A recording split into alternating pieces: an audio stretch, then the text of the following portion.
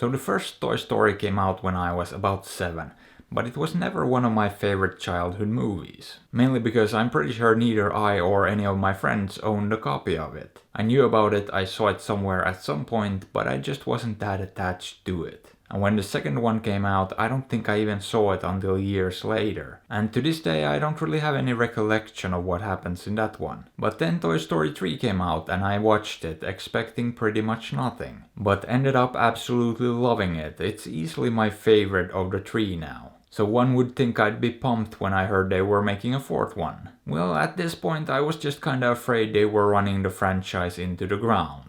They had a really good run, they made a solid trilogy that people loved. Wasn't that enough? Did they have to make another one just for the sake of keeping the franchise alive? Needless to say, I was a bit skeptical about the whole thing.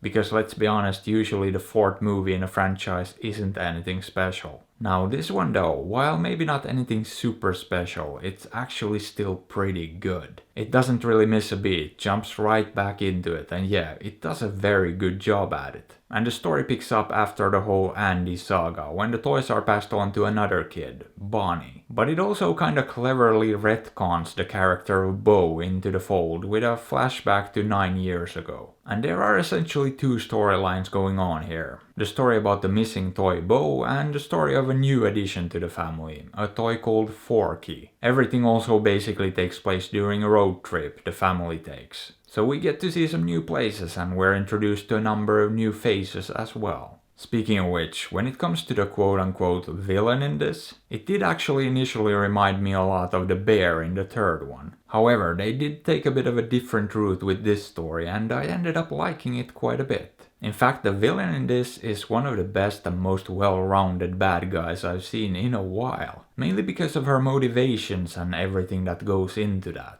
Now I'm not gonna get into details here, but let's just say they pretty much handled that whole situation perfectly. Everything made sense and the way they wrapped up that whole storyline was great. And you know what? They even brought in some new depth and some new elements into this one too. Things that the Toy Story saga hasn't really explored that much before. So not only did it bring in a host of new characters that kept it interesting, they also added some new aspects to it as well that kept it from feeling stale. Meanwhile, they still kept all the things that people love about these movies. Especially that strong emotional core that tugs at your heartstrings and makes you care and get invested. And overall, I'd say the writing in this one and the overall story is just really solid. Which is kinda surprising when you realize that 3 people worked on the story and 2 people on the script. Which in most cases would result in a huge mess, but this isn't. It's very tight and coherent. That's another thing I loved about this one too, just how tight it was. It didn't fall into the trap that I've noticed a lot of sequels tend to fall into. They tend to make them longer with more room for bloat and unnecessary fluff. But this one has none of that. This is a very well-paced movie actually. I mean, the movie itself is only like 90 minutes and it just keeps moving the whole time. There really isn't a dull moment in it and I can't help but to appreciate that.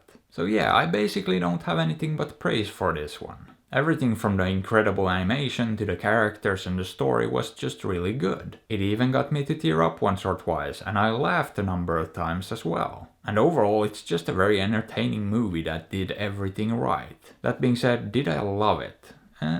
Kinda. I definitely liked it a lot. Not sure if it managed to surpass the third one as my favorite though. In fact, I don't think it did, but I will say that this one was a lot less heavy than the third one. This felt a lot more lighthearted and not quite as serious, which for some people might be a good thing, and is a good thing for me in a way too, because I definitely wouldn't mind rewatching it, since it didn't feel quite as emotionally taxing as the third one. But yeah, how about it? Would I recommend this? Yeah, absolutely, pretty much to anyone as well. So you should probably check it out. Or don't. After all, I'm not your dad. But hey, what are your thoughts on this? Have you seen it? Did you like it? Let me know. And if you enjoyed the video, maybe give it a thumbs up or sub to the channel, because that would be fantastic. And if you'd like, you can also support me on Patreon or PayPal through the links in the description. And as always, I appreciate you and thanks for watching.